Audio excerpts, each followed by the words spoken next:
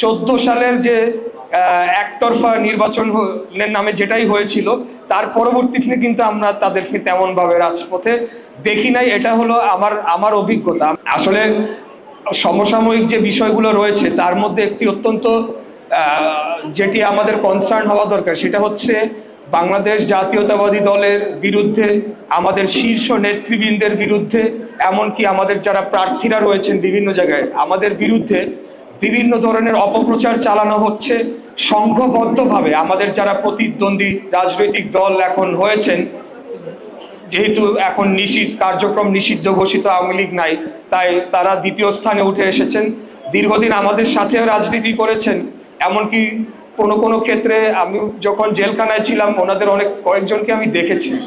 তবে একটা কথা আজকে না বললেই না, বিগত 17 বছর যখন আন্দোলন সংগ্রামে বিএনপি এবং আমাদের সমমনা অনেক দল এবং রাজনীতির বাইরেও অনেক সাংবাদিকরা তাদেরকে হত্যা করা হয়েছে, বিভিন্ন সময় জেল জুলুমের শিকার হয়েছে, নানাবিধ অত্যাচার জুলুম নির্যাতনের শিকার আমরা যখন হয়েছি, বিএনপির পক্ষ থেকে কিন্তু সবসময় রাজপথে জোরালো ভূমিকা আমরা রেখেছি। যে কোনো পাবলিক ইস্যুতে আমাদের ভূমিকা ছিল, কিন্তু আজকে আমাদের যারা প্রতিপক্ষ তাদেরকে তো আমরা সেভাবে দেখি নাই।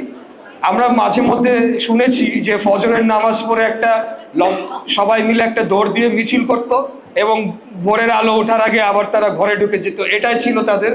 বাস্তবিক অর্থে আপনারা যদি ধরে নেন 14 সালের যে একতরফা নির্বাচনের নামে যেটাই হয়েছিল তার পরবর্তীতে কিন্তু আমরা তাদেরকে তেমন ভাবে রাজপথে দেখি নাই। এটা হলো আমার অভিজ্ঞতা। আমি জানি না, আপনারা হয়তো আরো বেশি জেনে থাকতে পারেন।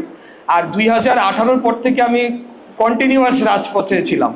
2020 সালে আমি যখন ঢাকা দক্ষিণ থেকে দলের মনোনয়নপ্রাপ্ত হয়ে মেয়র নির্বাচন করি, সেটাও কিন্তু আমি নমিনেশনটা দেওয়ার পরেই আমি বলেছি যে এই নির্বাচনে অংশগ্রহণ করেছি আমাদের আন্দোলনের অংশ হিসাবে। অর্থাৎ তখন আমরা আন্দোলনের অংশ হিসাবেই আমাকে মনোনয়ন দেওয়া হয়েছিল, কারণ আমরা জানি দলীয় সরকারের অধীনে তো কোনো জাতীয় নির্বাচনই হয় না, স্থানীয় সরকার তো আরও দূরের কথা, আর ঢাকা তো তারা কোনোভাবেই ছাড়বে না। তো কথা হলো যে তখনও কিন্তু আমরা আমাদের প্রতিপক্ষ দলের সরব ভূমিকা বা রাজপথের ভূমিকা দেখতে পাই নাই। আপনাদের খেয়াল থাকবে 2022 সালে আমরা যখন নিত্য প্রয়োজনীয় দ্রব্যমূল্যের ঊর্ধ্বগতির প্রতিবাদে সারা দেশব্যাপী আন্দোলন সংগ্রাম শান্তিপূর্ণ কর্মসূচি শুরু করলাম, তখন অগাস্ট মাসে ভোলা জেলা ছাত্র দলের আহ্বায়ক নূরে আলম এবং স্বেচ্ছাসেবক দলের একজন নেতা, তার নাম ছিল আব্দুর রহিম, ওনাদেরকে যেভাবে হত্যা করা হয়েছিল, এবং ওই নূরে আলমকে আমি ঢাকা মেডিকেলে দেখতে গিয়েছিলাম। আমি দেখে বের হওয়ার 5 মিনিটের মধ্যে শুনতে পাই যে তিনি আর নাই, তিনি শহীদ হয়েছেন। এবং আমি যখন দেখতে যাই মুখ ভর্তি গুলি, আমি ওই দৃশ্য দেখে আমি আসলে সেই দিনই আসলে মোটামুটি আমার ভবিষ্যৎ আমি নির্ধারণ করে নিয়েছিলাম।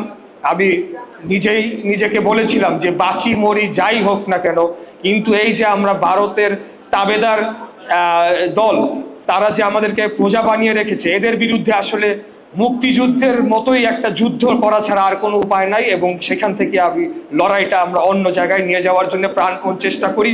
এবং তার পরবর্তীতে আপনারা দেখেছেন আমাদের মহাসমাবেশ এবং সর্বশেষ 28 অক্টোবরের সময় যেভাবে বর্বরোচিত হামলা করা হয়, এরপরে হরতাল অবরোধে কিন্তু বিএনপির নেতাকর্মীরাই তখন সেটিকে সফল করেছিল, এবং তার কিছু মাসের মধ্যেই আমরা এই গণঅভ্যুত্থানটি দেখতে পাই।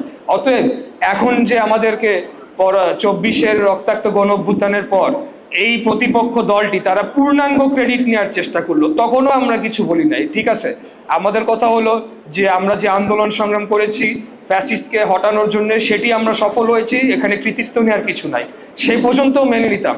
তার কিছুদিনের মধ্যেই আমরা দেখলাম এদেরই একটা চক্রান্ত শুরু হলো, এবং আমাদের নেতা, আমাদের দলের চেয়ারম্যান দেশনায়ক তারেক রহমানকে টার্গেট করে এক ধরনের প্রচারণা চালানো হলো। এবং মিটফোর্ডে যখন একটা হত্যাকাণ্ড ঘটানো হয় যুব দলের এক কর্মী, সেখানে কিন্তু আমাকেও টার্গেট করা হয়েছিল, যেহেতু পুরান ঢাকার সাইড। প্রথমেই ওদের যারা অনলাইন অ্যাক্টিভিস্ট তারা একটা মিথ্যা বয়ান লিখলো, অথচ ওই যুব দলের আমি কিন্তু চিনি না তাদেরকে। তো প্রথমে আমার ব্যাপারে বললো যে আমি শেল্টার দিচ্ছি, আমি হত্যার সাথে জড়িত। তারপরে তো আমাদের নেতার নামেও এটা বললো এবং ওনার বিরুদ্ধে বিভিন্ন আজে বাজে স্লোগান দিয়ে মিছিলও করলো তাদের ছাত্র সংগঠন। তা আমরা তখনই আমি অত্যন্ত হতাশ হয়েছিলাম। আসলে গণ অভ্যুত্থানের পরবর্তীতে আমাদের তো সবাই পাশাপাশি সহ অবস্থান করার কথা ছিল। আমরা তো ওই পূর্ববর্তী সময়ে যে একটা শত্রুতা তৈরি হয়েছিল, যে রাজনৈতিক বিভাজন তৈরি করে জাতিকে বিভক্ত করা হয়েছিল, সেখান থেকে তো আমরা পরিবর্তন ঘটিয়ে একটা গণতান্ত্রিক রাষ্ট্র চাচ্ছিলাম। কিন্তু এই ধরনের কর্মকাণ্ড যখন করে তখন তো আর আমাদের মধ্যে সেই সৌহার্দ্যপূর্ণ পরিবেশটা আর বজায় থাকে না।